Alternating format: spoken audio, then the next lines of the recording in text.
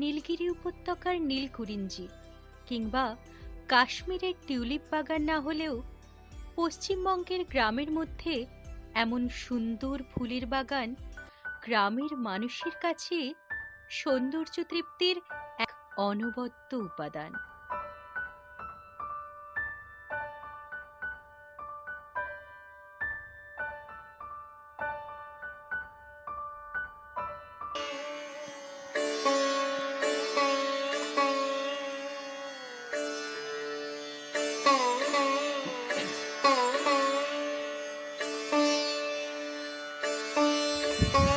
পুষ্প উপত্যকা বা valley of flowers বলতে আমরা জানি উত্তরাখণ্ডকে, কিন্তু কলকাতা থেকে প্রায় 70 কিলোমিটার পশ্চিমে এলেই খিরাই স্টেশন। এই স্টেশনের পাশেই রয়েছে বিস্তীর্ণ এলাকা জুড়ে ফুলের বাগান। এখানে এসে আপনার অপূর্ব সুন্দর ফুলের বাগান দেখে বলতে ইচ্ছে করবে ভ্যালি অফ ফ্লাওয়ার্স।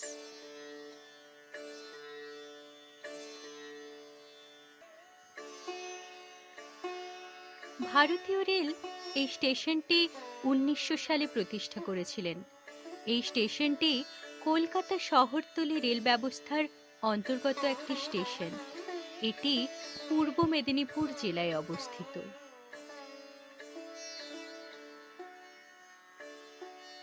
এই স্টেশনের পাশেই রয়েছে কংসাবতী নদী, আর এই নদীকে ঘিরে রয়েছে একটি ছোট্ট গ্রাম। গ্রামের নাম ভবানীপুর।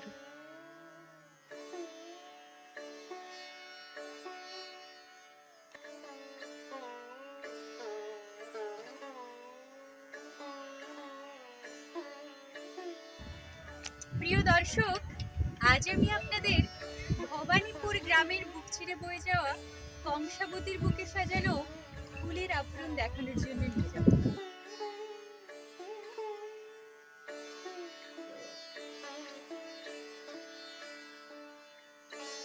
এই গ্রামের মানুষের কৃষি নির্ভর জীবন।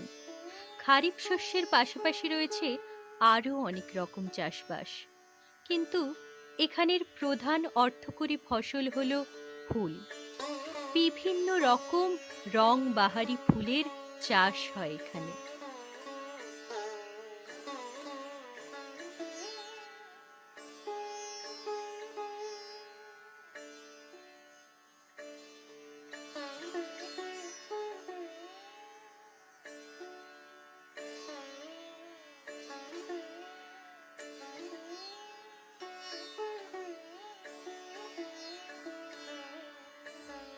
মনোলাভা এমন দৃশ্য দেখলে আপনার নয়ন যুগল সার্থক হবেই। এই নয়নাভিরাম প্রকৃতির অপরূপ রূপ সৌন্দর্য দেখে আপনার মনে হবে এ যেন এক সত্যি ফুলের রাজ্য।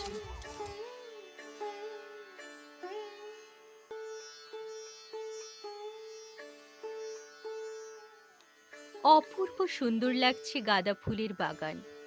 মনে হয় যেন হলুদ রঙের গালিচা বিছানো এই বিস্তীর্ণ অঞ্চল। 3 রঙের গাঁদা ফুল রয়েছে এখানে, একটি লাল রঙের, একটি হলুদ, অপরটি হালকা হলুদ রঙের।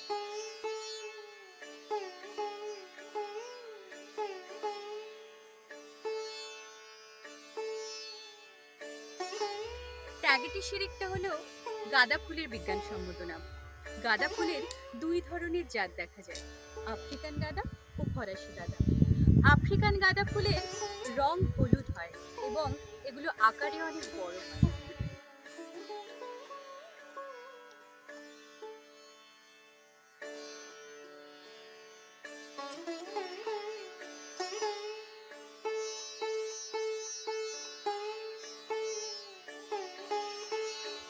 ফরাসি গাঁদার রং লাল কমলা হয়ে থাকে, তাই একে রক্ত গাঁদাও বলা হয়।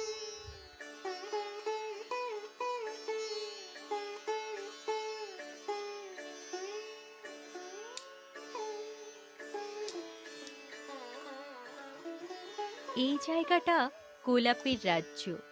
উদ্ভিদ বিজ্ঞানের ভাষায় যাকে রোজা স্পিসিস বলা হয়। প্রায় 150 ধরনের গোলাপ দেখা যায়।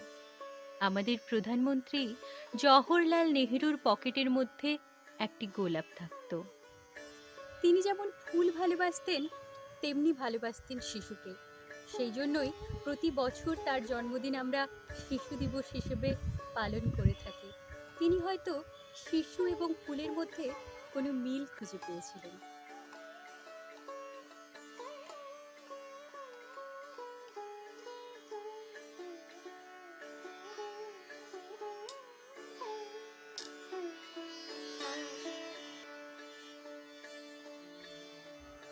প্রাচীনকাল থেকে ভালোবাসার মানুষকে গোলাপ বিনিময় করার প্রথা চালু রয়েছে।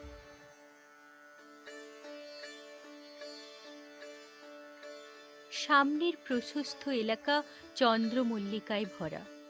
কি মনোরম দৃশ্য! অক্টোবরে কুড়ি আসে এবং নভেম্বরে ফুল ফোটে।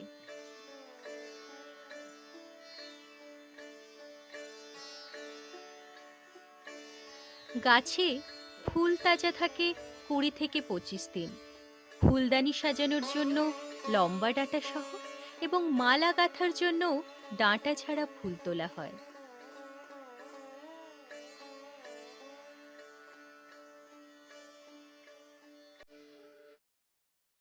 অন্যান্য স্থানীয় নামের মধ্যে চন্দ্রমুখী, ক্রাইসেন্থেমাম, গুলদাউদি উল্লেখযোগ্য।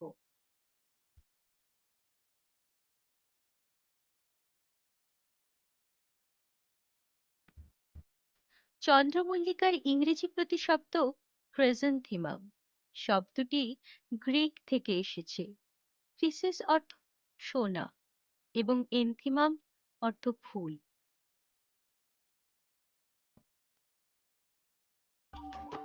এই গাছ ৫০ থেকে ১৫০ সেন্টিমিটার পর্যন্ত উঁচু হয়ে থাকে।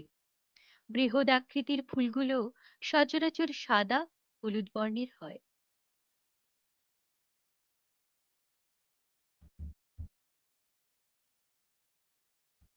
ফুলটির অপর একটি নাম হলো সেবতী। বড় প্রজাতি চন্দ্রমা, স্নোবল, সোনার বাংলা, রোজডে ইত্যাদি।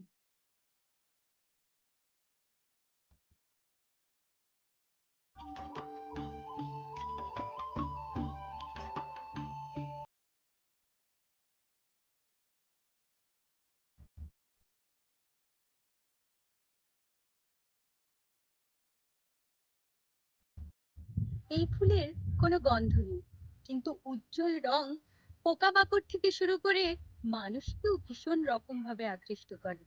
এই ফুল আবার ফোটে থোকায় থোকায়।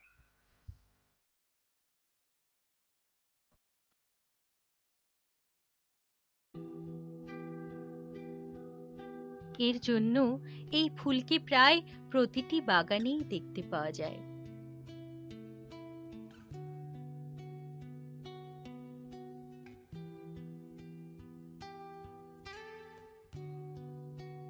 এক একটি ফুলের গুচ্ছকে দেখে মনে হবে মোরকের মাথার ছুটির মতন। এর জন্যই এই ফুলের নামের সাথে মোরক আছে। ফুলের মধ্যে অসংখ্য বীজ আছে। এই বীজ মাটিতে পড়লে নতুন চারা গজায়।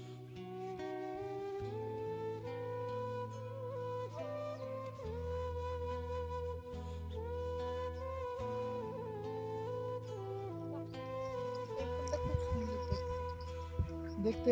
হলে কি হবে, ওটা বাজারে বিক্রি হতে যাবে হয় না? কম দাম। শুধু সাদা সাদা এই ফুলটা শুধু একমাত্র ওই মল্লিকা বলুন, লেডি বলুন, যে কোনো ফুল শুধু বোম্বে, দিল্লি আর প্লাস হচ্ছে হায়দ্রাবাদ। হায়দ্রাবাদ সব থেকে বেশি টাইম ফুল, যেটা হচ্ছে মানে কোথাও অত ফুল পাবে না। এটি গ্ল্যাডিয়াস ফুল। এটি এক ধরনের রং বাহারি ফুল। একে দেখতে রজনীগন্ধা স্টিকের মতো।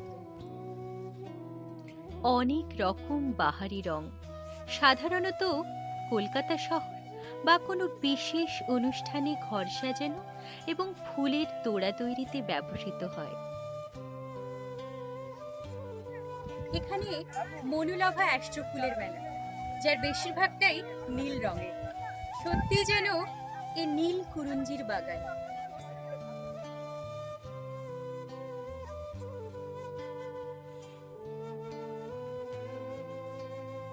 আকারে ছোট হলে কি হবে, এই ফুলের পাপড়ির গঠন আপনাকে আকৃষ্ট করবেই।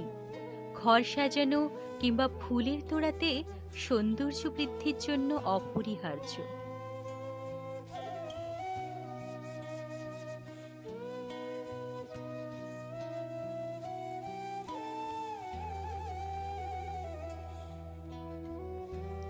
এছাড়াও অজস্র রংবাহারি বিদেশি ফুলের মেলা, জিপসি, ডাইনথাস ইত্যাদি।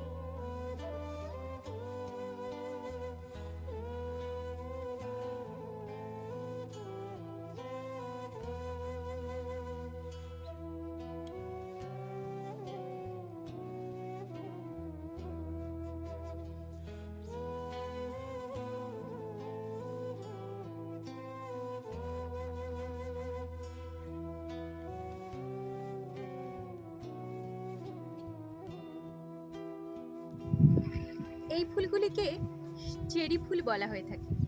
এই ফুলগুলি সাধারণত ফুলের তোড়ায় ব্যবহার করা হয়ে থাকে।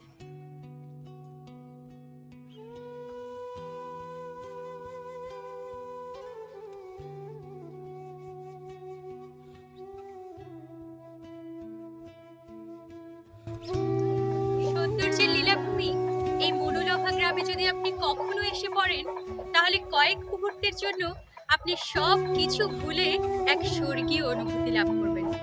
আপনি ফেরার কথা ভুলেই যাবেন, কিন্তু ঠিক তখনই আপনার পথযান আপনাকে বাড়ি ফেরার কথা মনে করিয়ে